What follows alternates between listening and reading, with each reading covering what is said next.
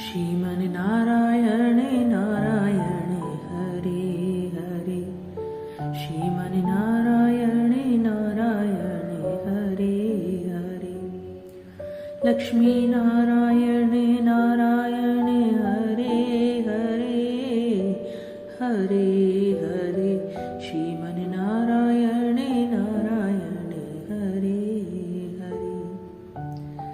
हर हर महादेव। कार्तिक मास महात्म्य कथा का 19वां अध्याय। 18वें अध्याय में माता पार्वती भगवान श्री विष्णु को आदेश देती हैं कि वो जलंधर की पत्नी का पतिव्रत धर्म नष्ट करे, तभी जलंधर का नष्ट होना संभव है। इस पर भगवान श्री विष्णु माता की आज्ञा पा अपने कर्तव्य पथ पर निकल पड़ते हैं। आगे क्या घटना घटित हुई उसकी चर्चा आज के अध्याय 19 में। बोले श्री विष्णु भगवान की जय। राजा पृथु नारद जी से पूछते हैं कि हे नारद जी, अब आप कहिए कि भगवान श्री विष्णु ने वहां जाकर क्या किया। जब वो जलंधर की पत्नी के पास पहुंचे तो उन्होंने क्या किया। जलंधर की पत्नी का पतिव्रत किस प्रकार भ्रष्ट हुआ। नारद जी बोले, जलंधर के नगर में जाकर विष्णु जी ने उनकी पतिव्रता स्त्री वृंदा का पतिव्रत भंग करने का विचार किया। वे उसके नगर के उद्यान में जाकर ठहर गए और रात में उनको स्वप्न दिया। वे भगवान विष्णु की माया और विचित्र कार्य पद्धति थी।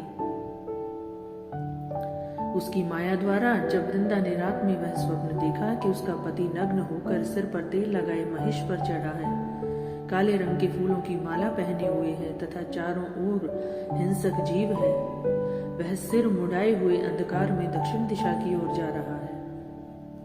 उसने अपने नगर को अपने साथ समुद्र में डूबा हुआ ऐसे ऐसे बहुत से स्वप्न देखे। तत्काल ही वह स्वप्न पर विचार करने लगी कि मुझे ऐसे स्वप्न क्यों आ रहे हैं। इतने में उसने सूर्य देव को उदित होते हुए देखा तो सूर्य में उसे एक छिद्र दिखाई दिया और वह कांतिहीन था। ये भी एक अपशकुन था। इसे उसने अनिष्ट जाना और वह भयभीत हो रोती हुई छज्जे, अटारी तथा भूमि जगह जगह घूमने लगी, परंतु उसे कहीं शांति प्राप्त नहीं हुई। फिर अपनी दोनों सखियों के साथ वो उपवन में गई, वहां भी उसे शांति नहीं मिली।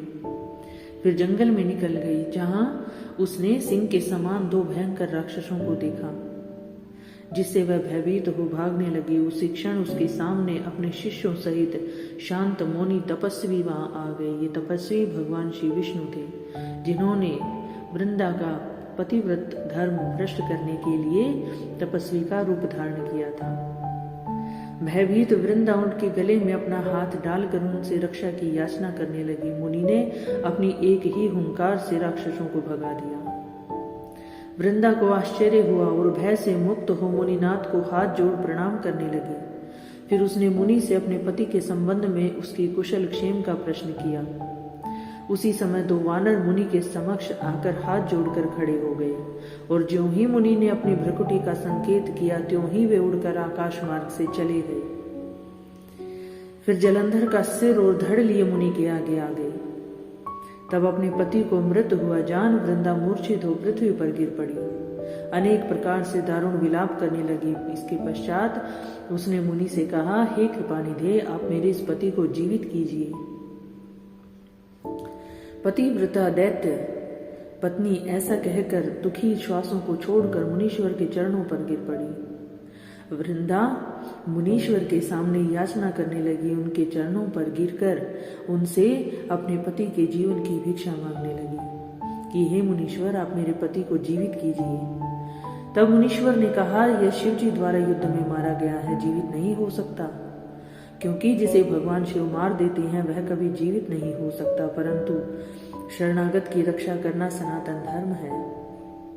ये मेरा धर्म है कि तुम मेरी शरण में आई हो और मैं तुम्हारी रक्षा करूं। तुमने अपने पति के जीवन की याचना की है तो मैं उसे जीवन दान दूं। इसी कारण कृपा कर मैं इसे जिलाए देता हूं। नारद जी ने आगे कहा, वह मुनि साक्षात विष्णु ही थे जिन्होंने यह सब माया फैला रखी थी। वो वृंदा के पति को जीवित करके अंतर ध्यान हो गए। जलंधर ने उठकर वृंदा को आलिंगन किया और उसका मुख चूमा। वृंदा भी पति को जीवित हुआ देख अत्यंत हर्षित हुई और अब तक हुई बातों को उसने एक बुरा स्वप्न समझकर भुला दिया। तत्पश्चात वृंदा सकाम हो बहुत दिनों तक अपने पति के साथ विहार करती रही।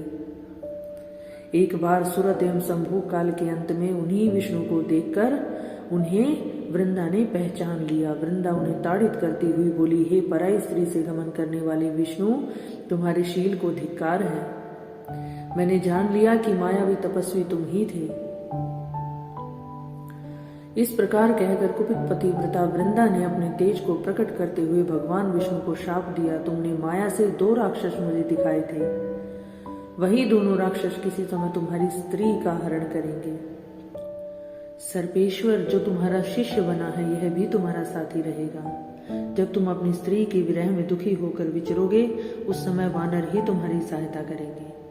ऐसा कहती हुई पतिव्रता वृंदा अग्नि में प्रवेश कर गई। ब्रह्मा आदि देवता आकाश से उसका प्रवेश देखते रहे। वृंदा के शरीर का तेज पार्वती जी के शरीर में चला गया, क्योंकि वृंदा पतिव्रता थी, इसलिए पतिव्रत के प्रभाव से वृंदा ने मुक्ति प्राप्त की। बोले श्री विष्णु भगवान की जय। कार्तिक मास महात्म्य कथा का 19वां अध्याय यहाँ समाप्त होता है। आगे चलकर जलंधर का अंत किस प्रकार हुआ, इसकी चर्चा अध्याय 20 में। आगे की कथा सुनने के लिए मेरे चैनल को लाइक, शेयर और सब्सक्राइब जरूर कीजिए। हर हर महादेव।